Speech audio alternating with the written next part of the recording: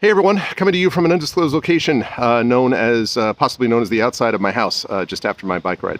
I'm going to have a couple of things to say about some things that are happening with the shorts in the future at the end of this video. But first I want to talk to you a little bit about something I thought about during my bike ride, and that has to do with the question of music.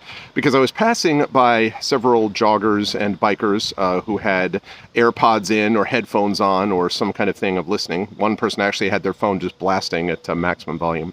And it made me think a little bit about the music situation I have with my writing. There was a time when I would listen to music all the time in my writing, and I thought that this was a way that was sort of my process, that was my approach.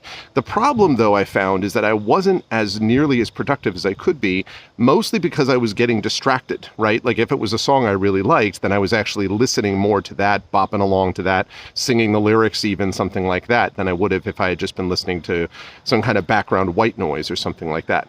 But writing without any music at all, I wasn't sure about that either. And so I came to a couple of conclusions. Number one, songs with lyrics generally don't work for me because I spend too much time thinking about the lyrics of the songs and not about the words that I'm putting on the page.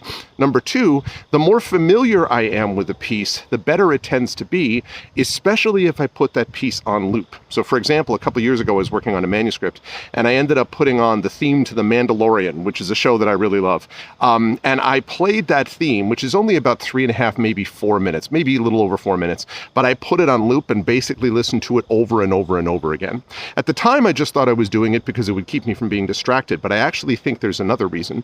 I think it's also because music like that, without lyrics, that I like but am familiar with, if I play that over and over and over again, it's literally creating patterns in my mind, right? Patterns in my brain, which is something that I can use to good effect because it gets my brain into the, oh, it's time to be writing space, and that helped me, in my experience, be more productive. Now again, your process obviously is individual. The songs you like, the music you listen to, if you listen to anything at all, that's something which is up to you.